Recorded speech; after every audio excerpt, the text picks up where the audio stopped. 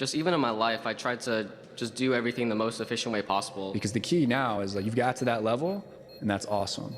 Let's keep you here. In Counter-Strike, so many of the things are in the timing, right? Sometimes 1 second is way too much. Because I feel like some of my persona in Counter-Strike changed who I was as a person. What? Jumping double for gold!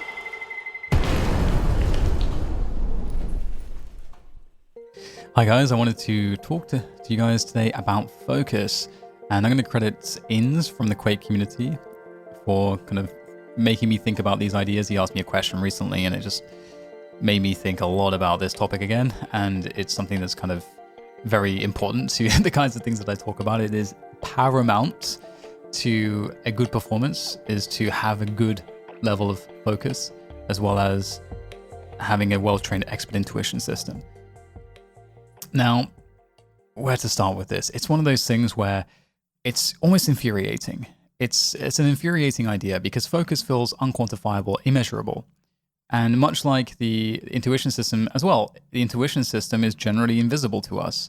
And so there is this relationship, in my belief, between focus and the intuition system that allows us to, the focus is the thing that allows us to tap in to that expert intuition, that allows us to have the best performances possible, that allows us to hit the flow states, that allows us to just really perform in our A game as much as possible.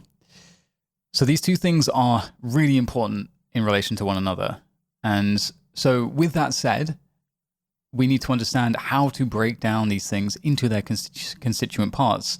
And given the fact that they are so difficult to kind of quantify, we have to really take some leaps of faith, and we have to experiment, and we have to be very attuned to what we're experiencing when we're playing, to really get a good feeling for this. And I'm going to give you my feelings on some of these questions in my personal experience. And these are things that I've asked. These are questions I've asked myself for many, many years. When I was a pro player, I felt like my focus was my weakest aspect of my game.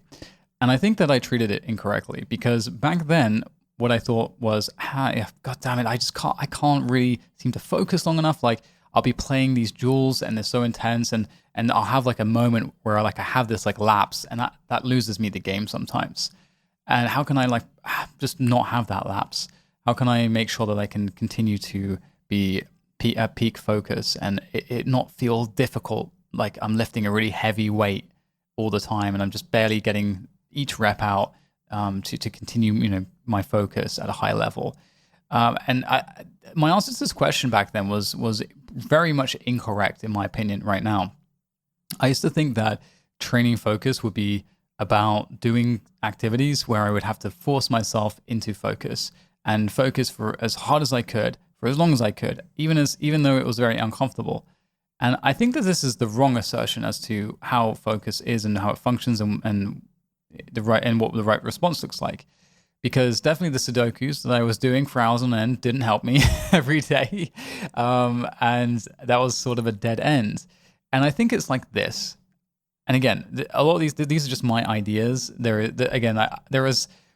not aware at least if there's any science that directly answers any of these questions. If anybody knows that, then please forward it to me. I would love to read that. But otherwise, we'll continue. So my estimation is that it's a fuel cell, and that your focus, your energy in that sense, is finite in any given day. So if we operate from this idea, and we think about the lifting weights thing again, you can go to the gym and lift weights and do the same kind of workout like every day, and with the right protocols for muscle growth or whatever you're looking for.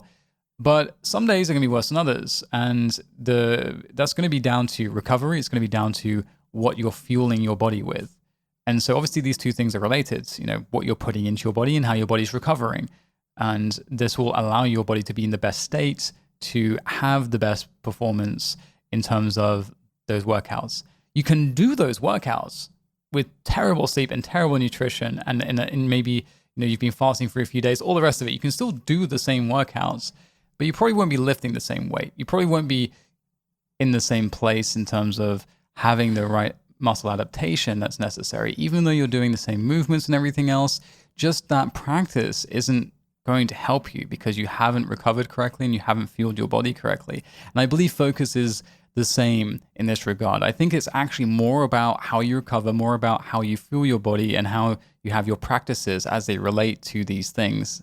So for example, having a high water consumption, I think, is extremely important for cognition, like good cognition. Same is said for exercise. Exercise, there are studies on this, that exercise improves your cognitive abilities.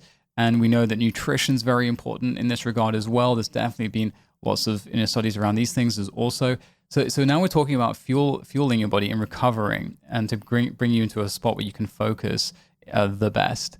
And I think this is the place to start. And this is also my personal experience. What I have noticed to be true is that when I am at my most recovered, when I am at my, I have really good nutrition, when I have high water consumption, when I'm exercising, I'm in a state where I feel very, very good in terms of my focus.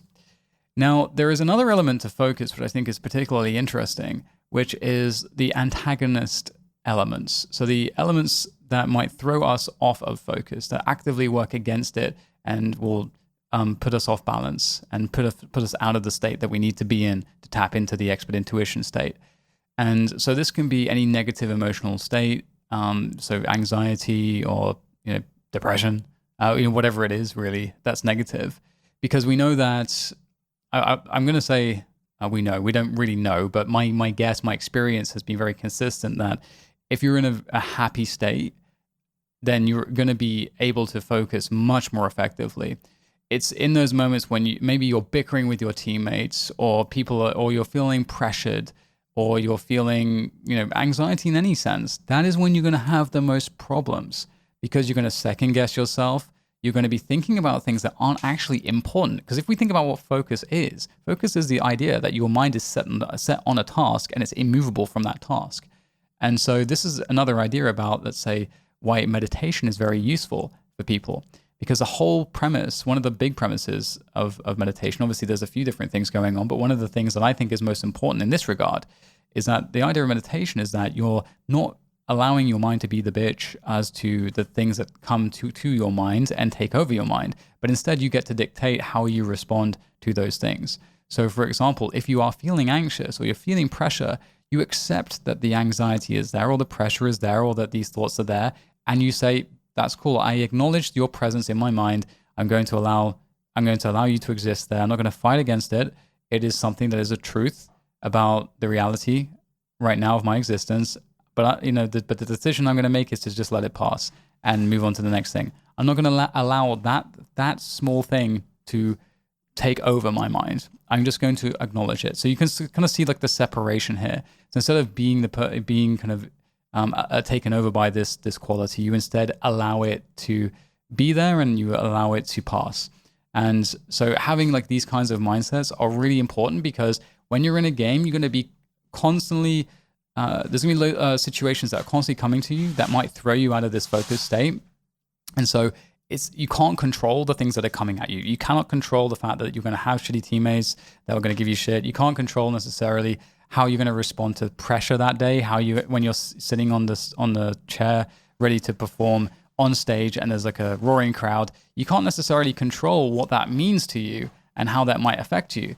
So the best thing that you can do is just accept that that's happening to you, and just say, that's cool. I'm focused on this task.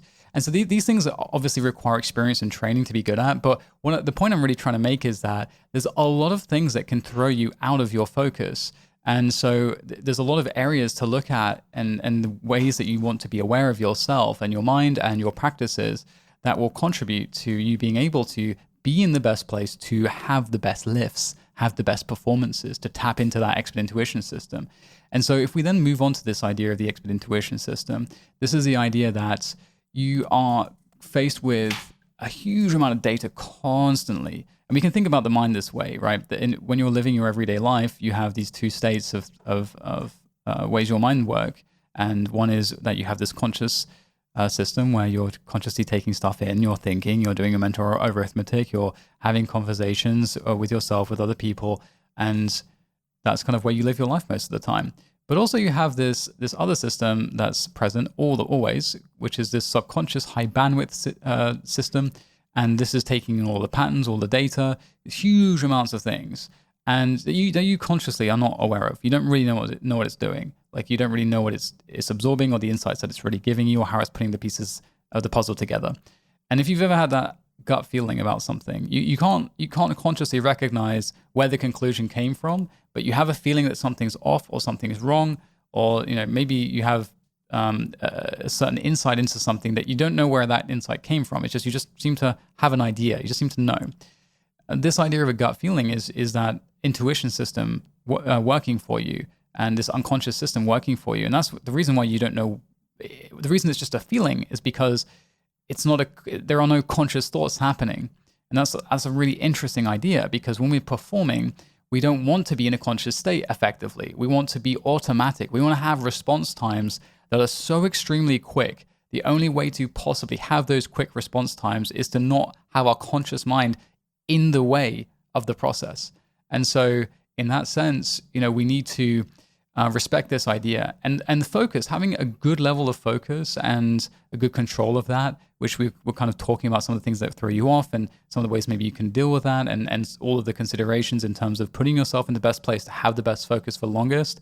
That gives you, that opens the window to being able to tap into this subconscious state, this expert intuition state as much as you can and for as long as you can, and working with that as best you can. And this brings us to the next thing, and the last thing, which is, well, how do we break down expert intuition into its constituent parts? Like, what is the process similarly for this? Which, this is obviously another very difficult ask. But ultimately, the only way that you can, we have to think about how it operates. And it operates on just receiving data. So we want to, in that sense, have a really good approach to practice and a really good approach to making sure that we are learning about the theory of the game in the best ways possible. Because if we're doing this, if we're having good experience, high quality practice as much as possible, what you're going to do is you're going to give your brain constantly, your conscious mind in this sense is working with your unconscious mind. Your conscious mind is going to be able to direct the kind of situations your unconscious mind is going to be put into repeatedly. So you're giving it good quality data and practice. It's almost like, giving it a good quality diet effectively, and to make it grow big and strong. And once you have these practices for a long time, you'll start trusting yourself, and you'll be more confident in all of the decisions that you make, which is like almost a self-fulfilling prophecy in that sense, because it means that you'll be less hesitant, you'll be generally more confident, and you'll also have the ability to trust in your process that you've created, that when you experience failures, you'll know how to deal with those failures, and those failures won't decrease your confidence, but instead will actually fuel your confidence, because what it does is it fuels your approach to your practice, because you know that failure gives you that data that will allow you to become a better player. So you're happy to experience the failure, and failure is not tied in to a sense of yourself insofar as that you feel bad because you had a bad performance. Now, this is to some extent, unavoidable, that you will have some emotional connection in that sense to your performance because of the idea of, your sense of self and the fact that you invest all this time. And if you invest so much time and you're not getting results, you don't feel good about that, because it feels like maybe you're wasting your time. Like maybe you're not talented enough. Other people, it's so easy for them. Like you don't feel as valuable, right? This is a self-esteem thing, actually. So there's a lot of elements to all of this. It's all very complicated in that sense. Everything's very interconnected.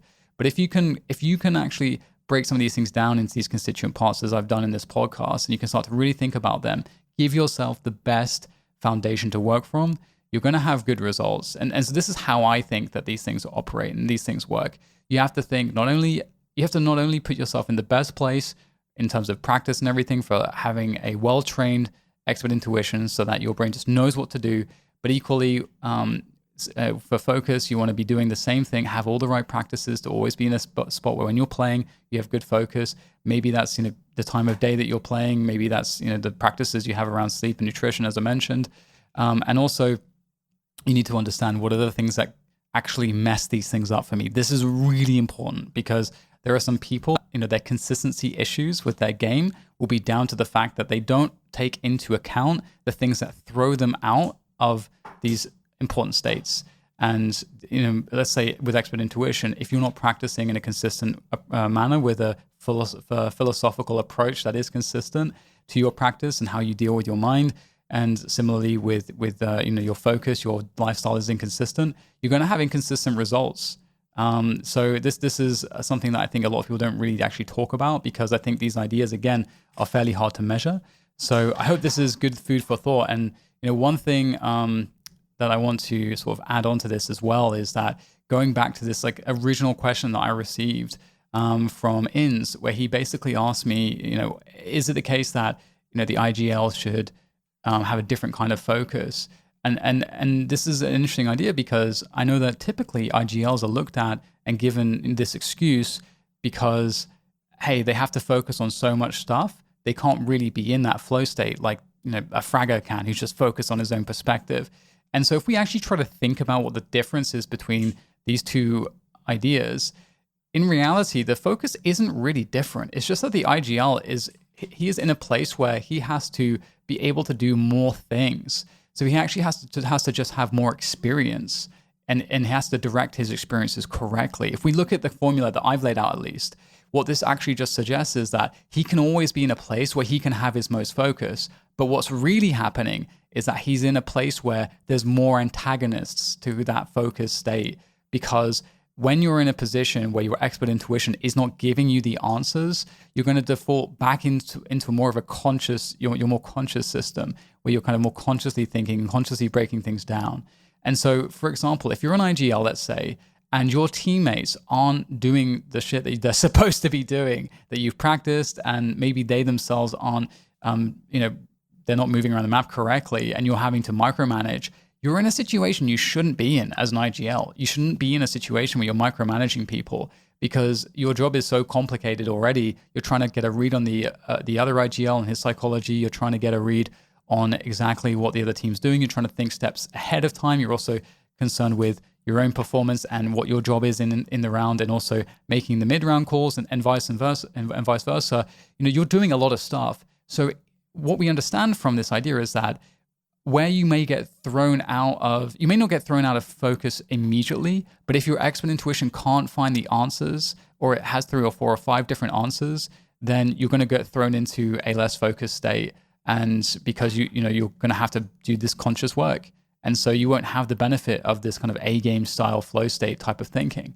So in reality, it's just actually more of an antagonist that's operating here. And it's not as much of anything else for an IGL. It's just that there's a lot of different variables that may contribute to him not having the answers that he needs in that situation. It can be so many different things. And it's just because the job requires so many more things. And so ultimately, if you can get 4 players with you that have an incredibly good understanding of theory, and they themselves are very autonomous, and there's a structure that exists, and everyone knows how the structure operates, so the IGL doesn't have to do any micromanaging, you're in basically the best place possible for the IGL to have good individual performances. So that's my 2 cents on the idea of focus and the expert intuition system and how they relate to one another, ways in which there are problems in maintaining those states during the game, the antagonist issues, as well as thinking about what actually contributes to having good focus and being able to have be in a place where your expert intuition is trained and ready for all of the things that will come up in the game. And if the intuition state is ready and it has all the answers, and you're in a focused state, so you're able to hear all of those answers, you're going to be performing very well and consistently very well.